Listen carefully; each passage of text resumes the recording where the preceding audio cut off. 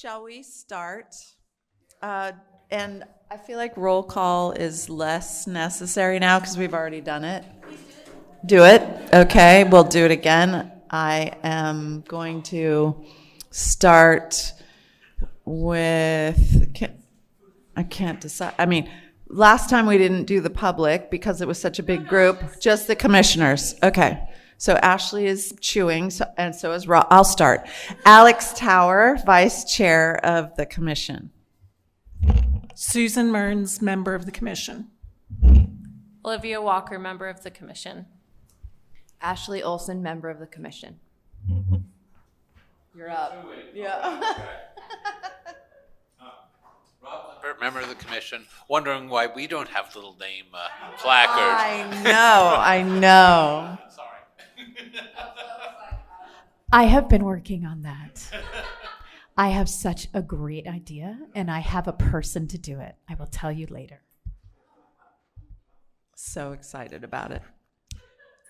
Okay, so it is time for public input for non-agenda items.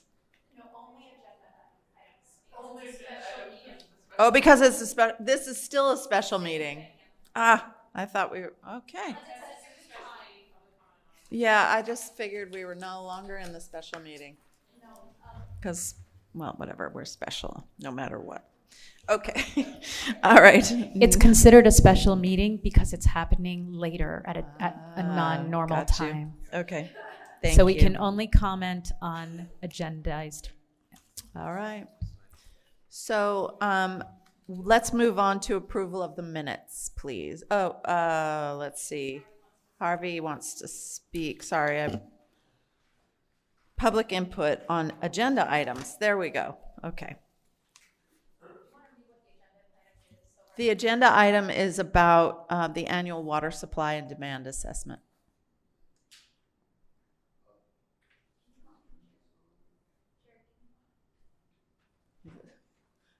Jerry.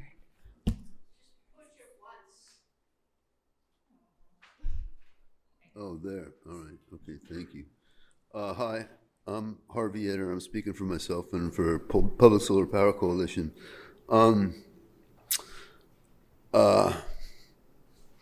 There's a lot of stuff going on with climate now. And one of the things that's being pushed over here and over in Europe is heat pumps, okay? They have high efficiency, okay? But there's something called Pevins. The guy was 1850 was an economist and an engineer. And he said, as you increase efficiency, you increase cost effectiveness and makes it more widely used, and you use more energy, and there's a contradiction. All right, so there's a big problem. Now, all this stuff with the heat pumps, you got this Q something. It says you got a contract with them. The city's got a contract. They're pushing heat pumps. They got Rule 11, 11, 11, 21 coming in from the Air District. They're having hearings on it. They're meeting May 1st and 2nd. SCAG is about this. There's all kinds of garbage about this. What they've done is they're taking away solar thermal. 90% of the homes in Israel have had solar. I first saw it in my survivor relatives in 68. All right? China's got a bunch of it. Okay. This stuff needs to be looked at again and whatnot. But here's the deal. You have a contract with them, and it turns out that the national labs are questioning it, and how much is coming from PM2 and regular toxics, and how much it comes from climate. There's problems out there. It's over in Europe. It has not been settled, and the industry just going hog wild over it. It's got to be stopped. I want to find out what kind of contracts, what kind of research you did on this, and what's up. I want RAND to know whatever they've done on it. This is real stuff, and it's dangerous. It's in 87 destroying the ozone layer. That's just still going on. Things are changing, and we've got to have the latest input now to what's up on these issues, and not just go, blindly ahead without a rational assessment of the real situation. Thank you. Thank you, Harvey. Anybody else? Okay. All right, moving on to the consent calendar to approve the minutes. Motion. I've never gone to do it. Excellent. Motion to approve the minutes. Olivia Excellent. All those in favor? Aye, aye. Okay, it passes unanimously. Thank you. The minutes are done. Okay, moving on to, where'd it go? No, I'm looking at the wrong thing. Sorry. There. Thank you. Water supply. Hey, good evening, everybody. Can you hear me all right? There it is right in Okay. front of me. So thank you for having me here again. I was here last month, so I'll try and keep this presentation short because it's just going to be a refresher, and then we'll get into Q&A about the report. So again, my name is Dinaz Qureshi. I'm the Civil Engineering Assistant in the Water Resources Division, and I will be presenting on the 2025 Annual Water Supply and Demand Assessment. So this is just a quick overview of the slides that I'll cover today. So this kind of talks about why we do this assessment. So this was actually required by the California Water Code as of 2022. It helps us as a city identify potential water shortages. We're required to assess a dry, hot year as our projected year. And our projected year for this assessment was July 1st of 2025 through June 30th of 2026. Here's the assessment timeline. We're a little bit off just because I'm coming again here, but we are scheduled to present this to City Council in May, so that'll be next month. Okay, so two key terms that are going to be used a lot throughout this presentation and then also in the report, as I'm sure you guys read, is the unconstrained versus the constrained demand. So our unconstrained demand is our water demand without any water conservation effort. And then our constrained demand is our potable water demand with conservation included, which is a 20% reduction. So here you can see a table with our water use from 2020 to 2024, and then you can also see our projected year, what we have projected for each user category. And our total constrained demand for the upcoming year is 10,101 acre feet. Sorry, I don't have it up on here. It's only over there, so I have to lean over to see what the number is. And then our projected year unconstrained demand is 12,626 acre feet. I turned it off, sorry. The unconstrained demand is 12,626 acre feet. So looking at our projected supply, so we have imported water from the Metropolitan Water District. So our Tier 1 allocation is 7,406 acre feet. And then our local supplies is 6,755 acre feet. And this number is something that we got from our 2020 Urban Water Management Plan. And this is from our drought risk assessment, which kind of looks at the city under the worst case scenario, which is our lowest groundwater levels and extremely hot year in the middle of like a peak drought. So adding these two together, for our projected supply, we have a total supply of 14,161 acre feet.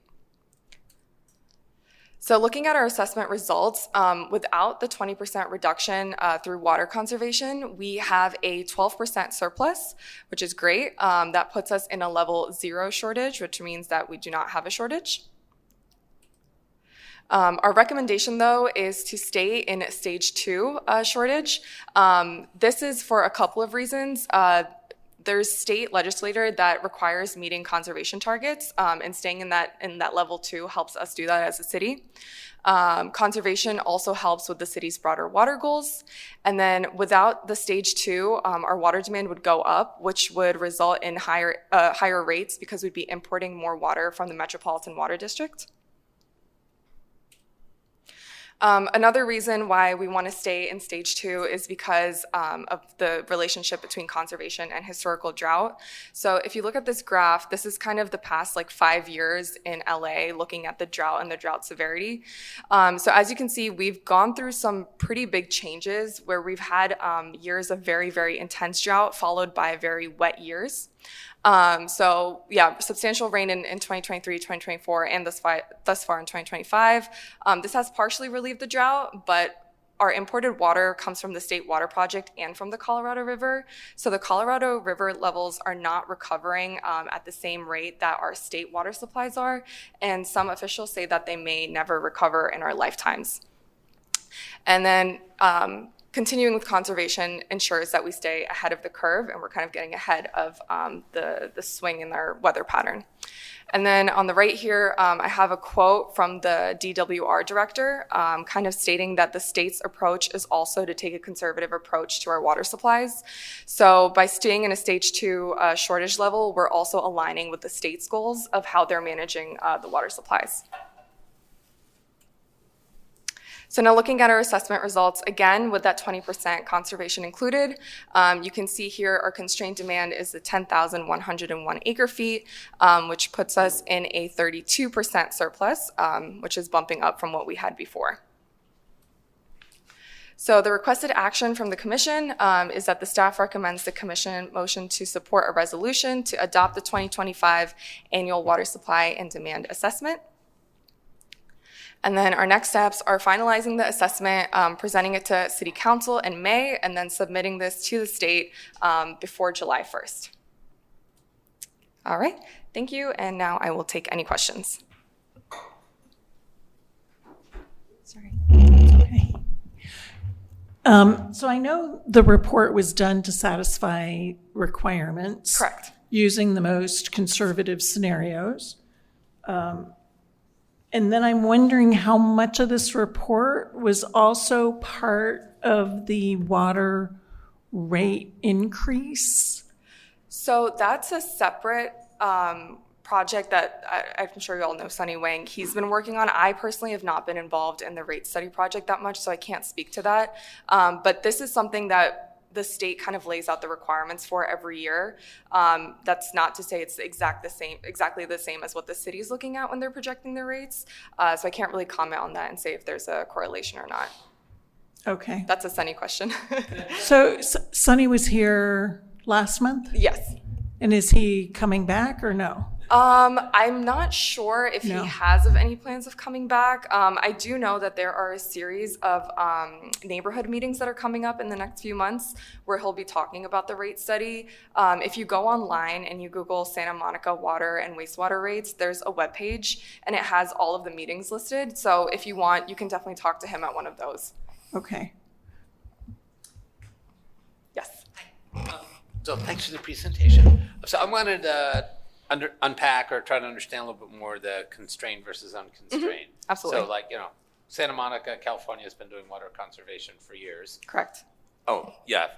And so what specifically, are the actions that the city takes between the two? Because, like unconstrained doesn't mean that we go back to, whenever, right? Yeah. So what specific actions differ between those two? I'll try and pull up the report on my phone really quickly because we do have a section in there that talks about the water conservation actions that we're taking, and we actually have a subgroup within the Water Resources Division, and they focus on conservation throughout the city.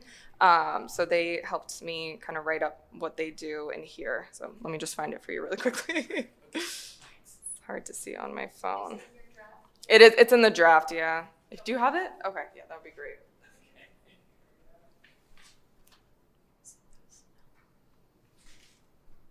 Oh, you know what? You'll have to, sorry. You'll have to pull it back to your screen.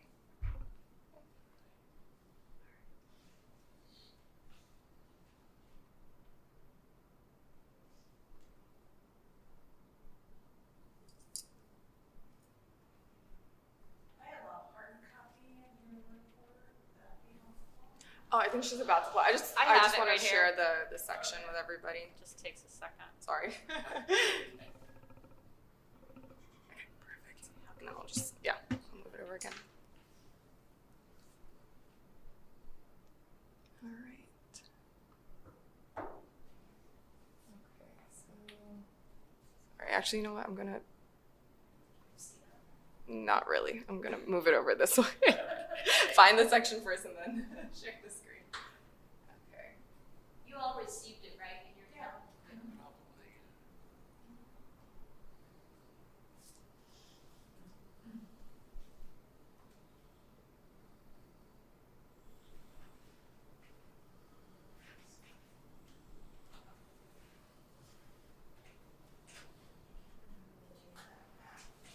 Okay, so if you have the report in front of you, it's section 2.2.1.1. It's titled Water Conservation.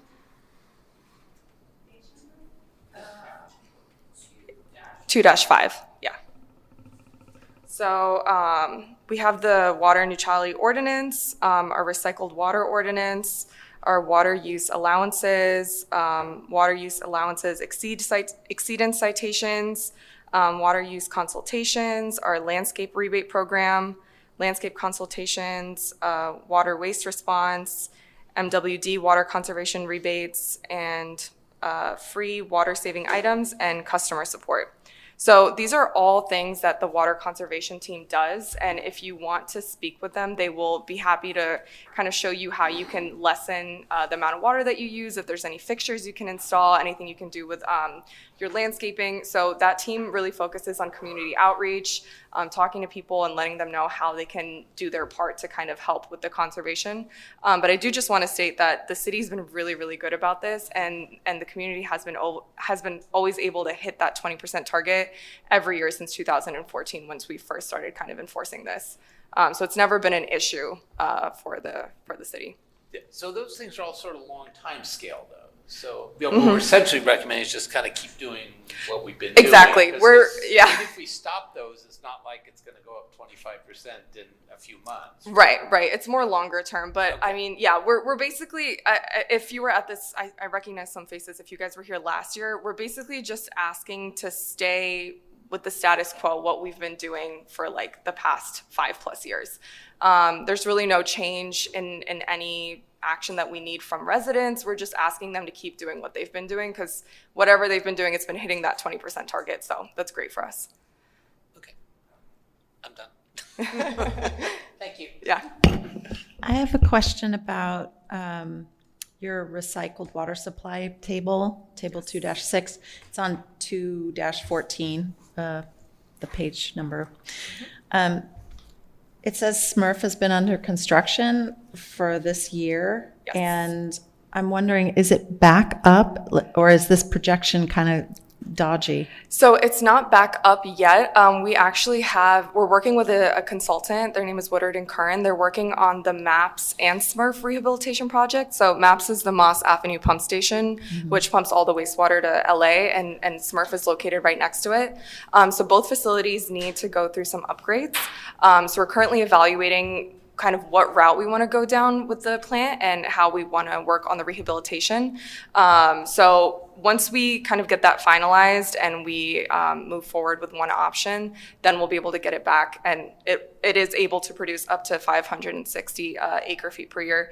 The thing is, though, like with our recycled water supply, we have a much greater supply than our demand. So even with Smurf currently being offline, we are still meeting our demand with absolutely no issues at all, and we still have a lot of leftover non-potable water.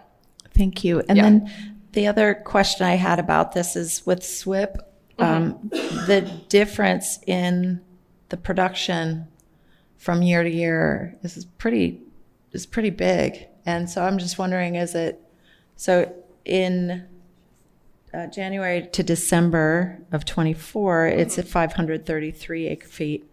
And for July 25 to June 26, it's 1,100 something.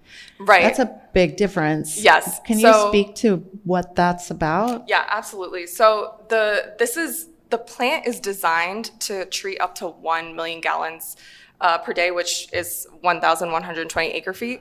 So that's its max production amount. But since we don't have that much demand in the city, there are times when the plant is not running at its full capacity. There's times where it's shut down.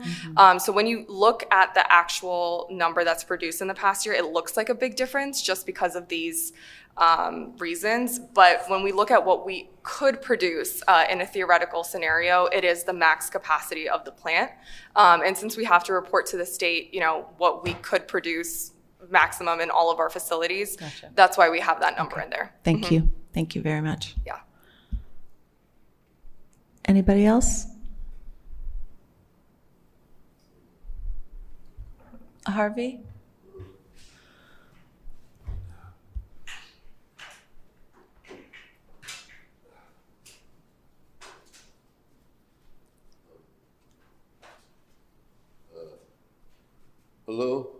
being heard. I'm Harvey Etter. I'm speaking for myself and Public Solar Power Coalition.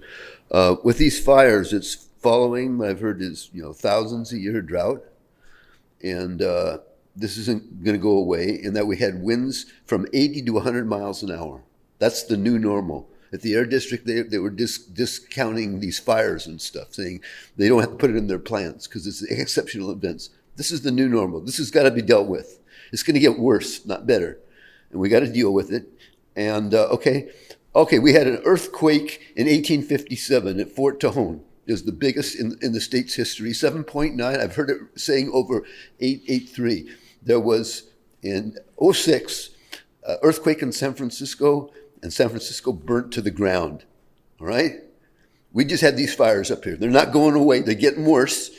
We've got to deal with it. We got to deal with taking it out of the water and the ocean and stuff, and whatever we got to do.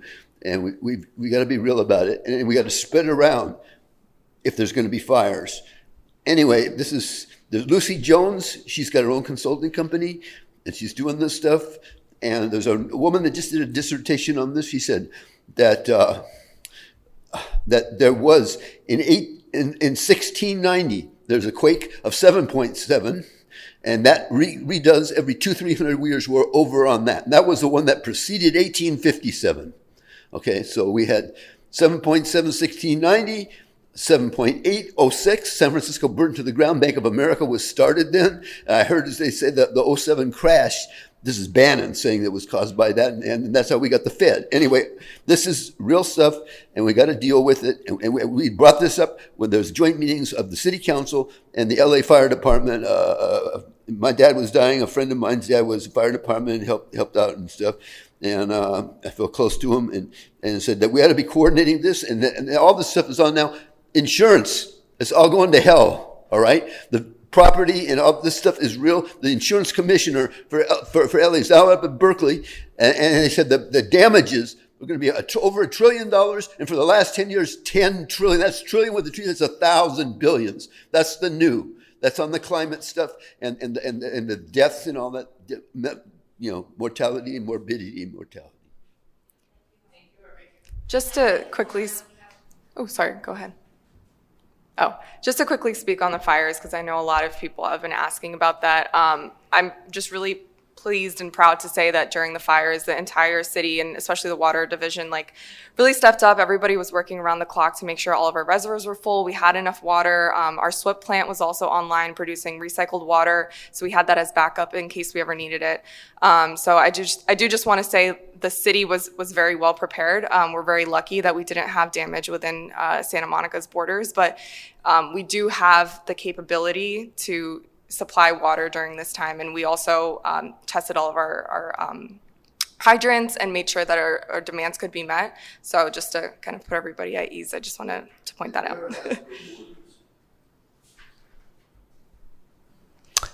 Well, thank you very much. Thank you. And I believe the ask is for us to support the approval of the report. Yeah. Correct? Okay. All right. So the Let me find. the ask is to approve or to recommend or support the approval. It's for the support Yeah. resolution to adopt the 2020. To support a resolution to adopt the 2025 annual water supply and demand assessment. There it is. I'll make a motion. Thank you, Ashley. I'll second it. Oh, did I pressure you with my eyes? You did, but I wanted to do it. I love that. I was looking Thank for you. permission. We're brilliant minds think alike. Thank you, Olivia. All in favor? Aye. Okay, it passes unanimously. We support you. And so do you need something from us, like a letter, or is that enough? Or what is happening with that? You know what? I don't know if we got All right. a letter last year, but Okay. if you could provide one, that would be great. And that's something we'll, take to council, and I'll add it to the attachments that I send over to city council for the meeting. Okay, is that something that Clove, you can draft? Okay. Awesome. Isn't that nice how I offered to do that and then put it on your desk? We will do that. Just for everyone's edification, generally the way it works is that Clove takes the motions and those motions are included in your minutes. The minutes go to our council members. Those motions that are specific to an item that's going to council can be delivered as a separate notice of motion, just so that it can be included as an attachment. But generally what happens is your recommendation is included as a sentence in the staff report that accompanies the document to council. Okay, thank I you. will edit my staff report tomorrow.